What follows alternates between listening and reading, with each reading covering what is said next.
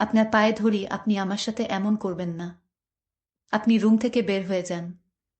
আমি আপনাকে বিয়ে করতে চাইনি। আমার মা আমাকে ভয় দেখিয়ে আপনার সাথে বিয়ে দিয়েছে। আমার বিয়ের বয়স হয়নি।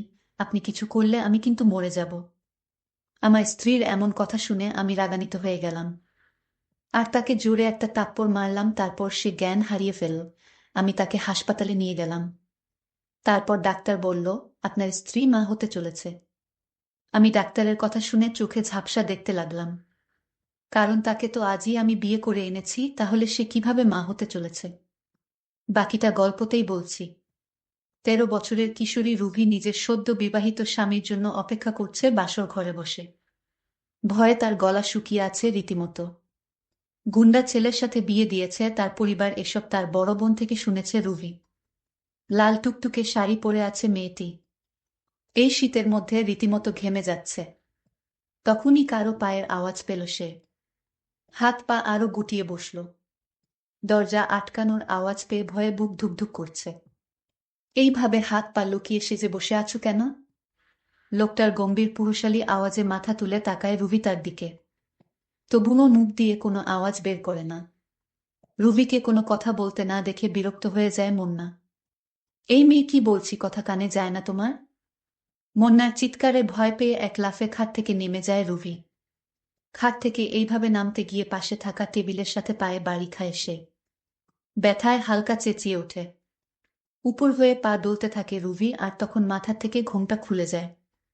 শীতকালে সামান্য আঘাতেও অনেক ব্যথা পাওয়া যায়। মুন্না রুবিকে দেখে অবাক হয়ে তাকিয়ে আছে। রুভি কান্না করছে ব্যথা পেয়ে। একে তো ভয় পেয়েছে অনেক, তার উপর ব্যথা। এই মেয়ে, তোমার বয়স কত? উত্তর না দিলে মেরে ফেলব।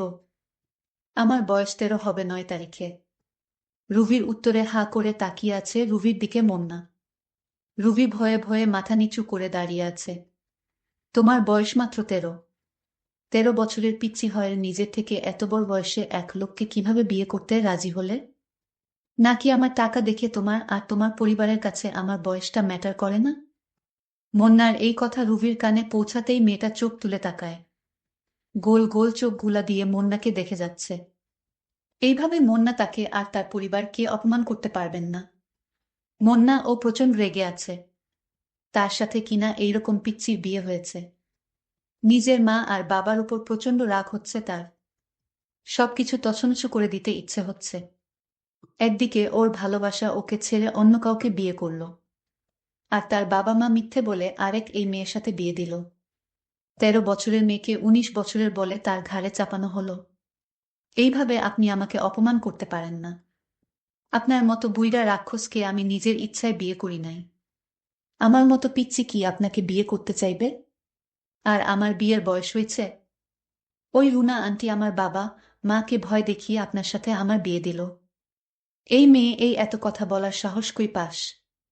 চুপ থাক, না হলে তোকে যে কি করব। মন্নার আগে হিতাহিত জ্ঞান শূন্য হয়ে গেছে। এইদিকে রুভি ভয়ে দাঁড়িয়ে থাকতে পারছে না। রুভির প্রচণ্ড ঘুম পাচ্ছে, মন্নার জন্য সে ঘুমাতেও পারছে না। মন্না আবার রুমের বাহিরে চলে গেল। মন্না চলে যাওয়ায় হাফ ছেড়ে বাঁচল সে।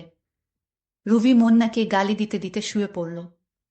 শোয়ার সাথে সাথে ঘুমিয়ে পড়ল রুভি। মন্না ছাদে বসে বসে ভাবছে, এই পিচ্চি মেয়ের সাথে আমার বিয়ে দিল কেন? এইটা কিভাবে মানবে যে তার বউ এক বাচ্চা মেয়ে? তার মা কেন করল তার সাথে এমন? রাত 3টার কাছাকাছি মন্না রুমে ঢুকে গেল। খাটের দিকে তাকিয়ে দেখতে পেল কি সুন্দর এক অপরূপা মেয়ে ঘুমিয়ে আছে। মনে হচ্ছে মেয়েটি নিষ্পাপ। ঘুমের মধ্যে শ্বাস নিতে কষ্ট হওয়ায় চোখ খুলে তাকায় রুভি। মন্নাকে দেখে ভয় পেয়ে যায় সে। রুভি বলল, আপনি এখানে কেন? আপনি বাহিরে যান। আমি বাহিরে যাব কেন? তুমি তো আমার ঘরের বউ। দেখুন আমার বয়স কম, আপনি বাহিরে যান। রুভি এখনো বিশ্বাস করতে পারছে না তার সাথে কি হতে যাবে। তবে রুভি এসবের জন্য মোটেও প্রস্তুত না। ভয়ে কান্না করতে লাগলো। মন্নার কাছে রিকোয়েস্ট করতে লাগলো, আপনি চলে যান এখান থেকে। আপনার পায়ে পড়ি, আপনি চলে যান। মন্না তখন রাগে ঘর থেকে বের হয়ে গেল। মনে মনে বলল, এভাবে কতদিন বের করে দিবে ঘর থেকে? কাল তোমার দেখার আছে। অন্যদিকে মন্নার বাবা মা নিজেদের মধ্যে কথা বলছে। তুমি এই কাজটা একদম ঠিক করো নাই হালিমা। এইটুকু একজন মেয়ের সাথে মুন্নার বিয়ে দেওয়া একদম উচিত হয় নাই। এখন পুলিশ কেস হলে মুন্নার কি হবে ভাবতে পারছো? সামনে ইলেকশন, এখন যদি শুনে নেতা মুন্নার স্ত্রী একজন বয়স কম, তখন কি হবে? দূর রাশিদ, তুমি চিন্তা করো না। রুবির স্কুল থেকে বার্থ সার্টিফিকেটে ওর বয়স বাড়িয়ে 18 করা হয়েছে। কেউ কিছু জানবে না। আর মুন্না, সে সত্যি জানার পর কিভাবে রিয়েক্ট করবে আমরা জানি না। ও কি জিনিস তুমি ভুলে গেছো কিভাবে? সাপের বিষদাঁত কিভাবে ভাঙে তা আমি খুব ভালোভাবে জানি রাশিদ। আর ও তো আমার সন্তান, আমি সব ঠিক সামলাতে পারবো। রুবিকে কেন আমি মুন্নার বউ বানিয়েছি এটা নিশ্চয়ই তোমার অজানা নয়। তোমার পরিকল্পনা তুমি ভালো জানো হালিমা। আজ অবধি আমি কি বুঝতে পেরেছি তোমাকে? মিস্টার রাশিদের কথায় রহস্যজনক হাসি দেয় হালিমা। গুড নাইট রাশিদ, কাল বাকি কথা হবে, এখন ঘুমাও। আর তোমার আদরের ভাগ্নি তো আমার, ও তাই না, ওর কোনো ক্ষতি হবে না। এটাই ভালো। তুমিও জানো রুভি আমার জন্য কি। ওর কিছু হলে বুঝতেই পারছো। শুভরাত্রি। মন্না রুভির রোম ছেড়ে অন্যদিকে ঘুরে বেঘরে ঘুমাচ্ছে। রুভির চোখ দিয়ে পানি গড়িয়ে পড়ছে। মেয়েটা কেমন নিশ্চুপ হয়ে আছে। কাঁদতে কাঁদতে এক পর্যায়ে রুভিও ঘুমিয়ে গেল। সকালবেলা 11টা নাগাদ মন্নার ঘুম ভাঙল। সকাল বললে ভুল হবে তার। উঠে নিজের চোখ ডলে সাইডে রাখা ড্রেসিং টেবিলের দিকে তাকায় সে। আয়নায় তাকিয়ে অবাক হয়ে যায় মন্না। মেয়েটা নিষ্পাপ শিশুর মতো ঘুমাচ্ছে। কিন্তু আমার রাতে তেমন ঘুম হয় না। সবারই ইচ্ছা থাকে এমন একটা রাতের আশায়, কিন্তু আমার কপালে কি যে জুটল। আমার কিছুই ভালো লাগছে না। একদিকে না পাইলাম নিজের ভালোবাসার মানুষকে, অন্যদিকে বিয়ে হওয়ার পরও আমার কপালে সুখ নেই। কারণ 13 বছরের মেয়ের কেমন বুদ্ধি থাকবে, বা সে স্বামীর মর্ম কি করে বুঝবে? আমার দুঃখ কষ্ট সে কি বুঝবে? কখনো না। আমি একটা হতাশার মধ্যে পড়ে গেলাম। আমি এখন কি করব তাই ভাবছি। আমি আমার মায়ের কাছে গিয়ে জিজ্ঞেস করলাম, মা তুমি এই পিচ্ছি মেয়ের সাথে আমাকে কেন বিয়ে দিলে? বিয়ে দেওয়ার আগে আমার মতামতের কথা তোমরা একবারও ভাবলে না। আমার ভালো মন্দ পছন্দ অপছন্দ বলতে কিছু আছে তো? মা তখন উত্তর দিল, তোর মতো এমন বেকার ছেলের কাছে কে বিয়ে দিবে? আমি যা করেছি তোর ভালোর জন্যই করেছি। মেয়েটা ভীষণ সুন্দরী লক্ষ্মী একটা মেয়ে। মায়ের কথা শুনে আমার খুব রাগ হলো। আমি বলেছিলাম, মা তুমি তোমার বোমাকে নিয়ে সংসার করো, আমি আজই বাড়ি থেকে চলে যাব। কেন, তোর কি হয়েছে? বোমাকে পছন্দ হয়নি? পছন্দ হয়েছে, কিন্তু সে তো আমার কথা রাখে না। কি করে যে তোমাকে বুঝাই মা? তুমি আমার কষ্ট বুঝবে না মা। তুমি কি করে ভাবলে একটা অল্প বয়সী মেয়ে স্বামীর মন রক্ষা করতে পারবে? সে তো সংসার কি জিনিস সেটাই ভালো করে বুঝে না। মা তখন আমাকে সান্ত্বনা দিয়ে বলল, একটু সবুর করো, সব ঠিক হয়ে যাবে। পরের দিন রাতে আমার স্ত্রীর রুমে গেলাম, গিয়ে দেখি কান্না করছে। আমি তাকে ধমক দিয়ে বললাম, এই মেয়ে কি হয়েছে তোমার? তুমি এভাবে কান্না করছো কেন? তোমাকে কেউ মেরেছে নাকি? এমন ভাবে কান্না করছো মনে হয় তোমাকে কেউ মেরেছে। একদম চুপ, কোনো কান্না চলবে না। আমি বললাম, রাতে খাবার খেয়ে শুয়ে পড়ো। আমি নিচে শুয়ে পড়লাম। মনে মনে ভাবলাম মেয়েটা অবশ্যই ভদ্র, কিন্তু ও আমাকে ভয় পায়। কিছুদিন গেলে হয়তো সব ঠিক হয়ে যাবে। নিজের মনকে সান্ত্বনা দিলাম নিজেই। এরপর দিন সারাদিন বাহিরে ছিলাম। রাতে ঘরে ফিরে দেখলাম আমার শাশুড়ি আম্মা আসলেন। আমি আমার শাশুড়িকে এই প্রথম দেখলাম, কারণ আমার বিয়েটা আমার মা আর শাশুড়ি আম্মা দুজন মিলে গোপনে কাজিয়ে এনে করিয়েছিল। কিন্তু আমার মা বুঝতে দেয় নাই যে এটা তোর শাশুড়ি আম্মা। আমি আজ শাশুড়ি আম্মাকে দেখে চমকে উঠলাম। শাশুড়ি আম্মার বয়স খুবই কম। আমার কাছে মনে হচ্ছিল আমার বউ আর শাশুড়ি আম্মা দুই বোন। আসলে বিষয়টা আমার কাছে রহস্যজনক। এটা কি করে সম্ভব? আমি কিছুতেই বিশ্বাস করতে পারছি না এটা আমার শাশুড়ি আম্মা হতে পারে। আমি আমার শাশুড়ি আম্মাকে সালাম করলাম। শাশুড়ি মা বললেন, কেমন কাটছে তোমাদের বিয়ের জীবন? ভালো কাটছে না শাশুড়ি আম্মা আমাদের বিয়ের জীবন। আপনারা কেমন আমার কাছে এই অল্প বয়সী মেয়েকে বিয়ে দিলে, যে সংসার কি জিনিস সেটাই ভালো করে বুঝে না। আর আমারে দেখলে তো আপনার মেয়ে কান্না শুরু করে দেয়। ঠিক আছে বাবা, আমি আমার মেয়েকে আজ বুঝিয়ে সব বলে দেব। রাতে ঘরে শুনতে পেলাম আমার শাশুড়ি আর আমার স্ত্রীর মধ্যে আলাপন। আমার স্ত্রী বলল, মা তুমি এটা কি করলি? একটা বাজে ছেলের সাথে আমার বিয়ে দিয়ে দিলি। আমি তাদের কথা শুনে অবাক হয়ে গেলাম। আমার কাছে মনে হলো বিশাল বড় পাহাড়টা আমার মাথায় পড়ল। আমি তাদের কথা শুনে অবাক হয়ে গেলাম। আমার স্ত্রী আমাকে বাজে বলল কেন? তার মানে সে আমাকে পছন্দ করে না, তার অনিচ্ছায় বিয়ে হয়েছে। আমার মাথায় কিছু ঢুকছে না। আমি মহা চিন্তায় পড়ে গেলাম। তাদের সব কথা আমি শুনে ফেলি, কিন্তু সে আমার কাছে বিয়ে করল কেন? আমি এর রহস্য তো বুঝতে পারছি না। আমিও মনে মনে সিদ্ধান্ত নিলাম এর শেষ দেখব।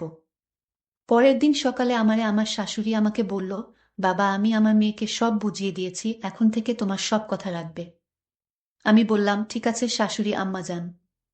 আমি রাতে আমার ঘরে ঢুকে দেখি আমার স্ত্রী আজ অনেক হাসি খুশি। আমি তাকে জিজ্ঞেস করলাম, কি তোমার এত হাসি হাসি লাগছে কেন? সে তখন উত্তর দিল, আমি কখন হাসবো আর কখন কাঁদবো এটা আমার ব্যক্তিগত বিষয়। আমি তার কথাটা কিছুতেই সহ্য করতে পারলাম না। আমি কাছে গিয়ে দিলাম একটা তাপ্পড়, এই মেয়ে, তুই আমায় কি ভাবছিস? মনে করছিস তোর সকল অপমান আমি মুখ বুজে সহ্য করব? কিন্তু তাপ্পড় মারার পর লক্ষ্য করলাম আমার স্ত্রী অজ্ঞান হয়ে গেল। আমি মনে মনে ভাবলাম, এটা আমি কি করলাম? মরে গেল না তো? তাড়াতাড়ি হাসপাতালে নিয়ে গেলাম। তারপর ডাক্তার বলল, আপনার স্ত্রী গর্ভবতী। আপনি বাবা হতে যাচ্ছেন, মিষ্টি খাওয়ান। আমি ডাক্তারের কথা শুনে অবাক হয়ে গেলাম। আমি দু চোখ দিয়ে অন্ধকার দেখতে পেলাম। আমার মাথায় মনে হয় বাজ পড়ল। এটা কি করে সম্ভব? আমি তা কিছুই বুঝতে পারলাম না। এটা কোনো ধরনের পরীক্ষা? আমি ডাক্তারকে বললাম, দেখুন স্যার, আপনাদের কোথাও ভুল হচ্ছে। আপনারা আবার পরীক্ষা করে দেখুন, কারণ আমার সাথে তার কিছুই হয়নি। আমি আল্লাহকে ডাকতে লাগলাম, আল্লাহ, এটা আমায় কোনো পরীক্ষায় ফেলেছ। বিয়ে হয়েছে মাত্র কয়েকদিন হলো, এখনই গর্ভবতী। এটা আমি মেনে নিতে পারবো না। ডাক্তার সাহেব আমাকে তার সমস্ত রিপোর্ট দেখালো। ডাক্তার সাহেব ঠিকই বলেছে, আমার স্ত্রী মা হতে চলেছে। এটা রিপোর্ট দেখে স্পষ্ট বোঝা যাচ্ছে। আমি হাসপাতালের বারান্দায় মনমরা অবস্থায় দাঁড়িয়ে রইলাম। ডাক্তার বাবু কিছুক্ষণ পর বলল, আপনার স্ত্রীর জ্ঞান ফিরেছে। আপনি এখন তাকে বাসায় নিয়ে যেতে পারেন, আমরা কিছু ওষুধ লিখে দিচ্ছি, সেগুলো খাওয়ালে সব ঠিক হয়ে যাবে। আমি তাকে বাসায় নিয়ে গেলাম। মা বলল, বৌমার কি হয়েছিল বাবা, তুই ওরে হাসপাতাল নিয়েছিলি কেন? মা, তোমার বৌমা মা হতে চলেছে, তোমাকে আজ একটা খুশির খবর দিলাম।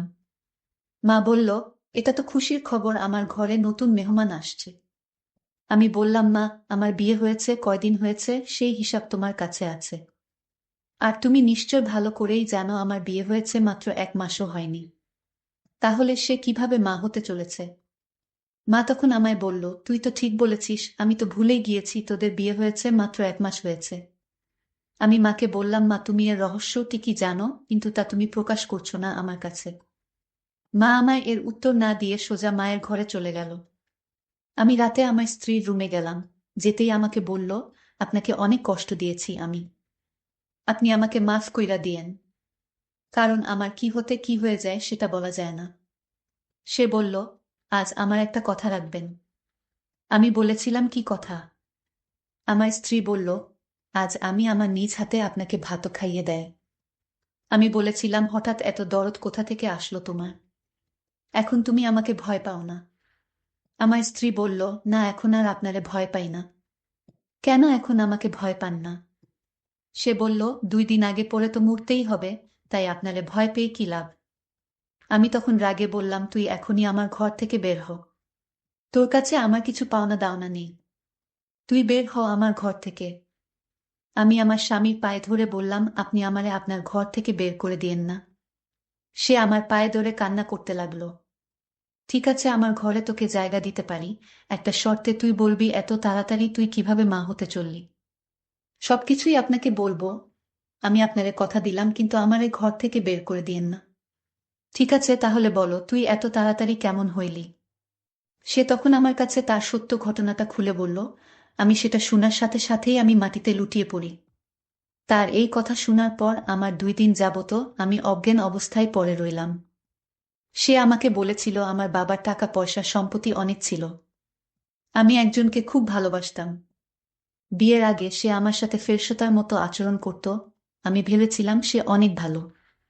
আমি বাবাকে বলেছিলাম, বাবা, বিয়ে যদি করতে হয় তাহলে আমি ওকেই করব। ছেলেটির নাম ছিল রামিম। আমি রামিমকে আমার জীবনের চাইতেও বেশি ভালোবাসতাম। বাবা তখন বলেছিল এই ছেলের সাথে বিয়ে আমি দিতে পারবো না।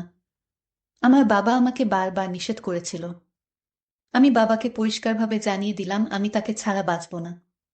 আমি আরও বলেছিলাম যদি তুমি রামিমের সাথে যদি বিয়ে না দাও তাহলে আমাকে চিরদিনের জন্য হারাবে বাবা। বাবা শেষ পর্যন্ত আমার কথা মেনে নিল এবং সেই ছেলের সাথে আমার বিয়ে দিয়ে দিল। বিয়ের 2-3 মাস আমার ভালোই কাটছিল। কিছুদিন পর তার আসল রূপ বেরিয়ে পড়ল। সে আমাকে প্রতিদিন আমার প্রতি অত্যাচার করত আর বলতো তোর বাবার কাছ থেকে টাকা নিয়ে কাল আমার ঘরে আসবে, নইলে তোর এই ঘরে কোনো জায়গা নাই। আমি বেশ কিছুদিন টাকা এনে দিয়েছিলাম, কিন্তু আমাকে খুব মারধর করত একটু কিছু হলে। পরে জানতে পারলাম রামিম ছেলেটি ভালো না, এর আগে আরও একটি মেয়েকে বিয়ে করে তার বাবার কাছে থেকে টাকা নিয়ে তাকে ছেড়ে দিয়েছে। সবাই এই ছেলেটিকে ভয় পায়, তার মুখের উপর কেউ কথা বলতে পারে না। যাকে ইচ্ছা তাকে সে নির্দ্বিধায় মেরে ফেলত। আমি তার এই চরিত্র দেখে ভাবলাম আমি একাকে বিয়ে করেছি, সে তো একটা দুশ্চরিত্র। তারপর বাবা আমাকে রামিমের ঘর থেকে নিয়ে আসে। এটাই আমার শাস্তি। আমার বাবার কথা না শোনার কারণে আজ আমার এই অবস্থা। তারপর রামিমকে আমি ডিভোর্স দিয়ে দিলাম। ডিভোর্স দেওয়ার পরও রামিম আমাদের বাড়িতে আসতো আর বাবাকে ভয় দেখিয়ে টাকা নিয়ে যেত। তারপর মা ভাবল তার ভাইয়ের ছেলের সাথে আমার বিয়ে দিবে, মানে আপনার সঙ্গে বিয়ে দিয়ে দিল। সত্যিকার অর্থে আপনার সাথে আমার বিয়ে হয়নি। আমাকে সেফ রাখার জন্য আপনার ঘরে আনা হয় বিয়ের নাটকে। এটা শুধু বিয়ের নাটক ছিল, কারণ আপনি নাকি অনেক সাহসী, তাই আপনার কাছে আমি সেফ থাকব, আর তাই আপনার সাথে আমার মিথ্যা বিয়ে দিয়ে দিল। আজ ডাক্তার যে বলল আমি মা হতে চলেছি, এটা রামিমের সন্তান। আপনি ভয় পাবেন না, কারণ আমি এই বিয়েতে রাজি ছিলাম না। আমার মা আমাকে রাজি করাতে বাধ্য করেছে, কারণ সত্যিকার অর্থে আপনার সাথে আমার বিয়ে হয় নাই। মা কৌশলে আপনার বাড়িতে বিয়ে নামক উপসর্গ দিয়ে আপনার বাড়িতে আমাকে রাখা হয়েছে, কারণ আপনার কাছে যদি আমি থাকি তাহলে রামিম ভেবে নিবে যে আমার বিয়ে হয়ে গেছে। যেহেতু আপনার সাথে আমার বিয়ে হয়নি, এটা যেহেতু নাটক ছিল, তাই আমি আপনার সাথে দুর্ব্যবহার করেছি। আপনি আমাকে ক্ষমা কইরা দিয়েন। আমি কাল যেদিকে দুচোখ যায় সেই দিকেই চলে যাব, তাও আপনারে আর কষ্ট দিব না। আমার নাটকীয় স্বামী তখন বলল, আমি যে তোমারে ভালোবেসে ফেলেছি, এখন কি তুমি আমাকে ফিরিয়ে দিবে? আমার ঘরেই 7টা জীবন থেকে যাও, আমি তোমার সকল দায়িত্ব নিয়ে নিলাম। তুমি যদি রাজি থাকো তাহলে আমি তোমাকে সত্যি বিয়ে করতে রাজি।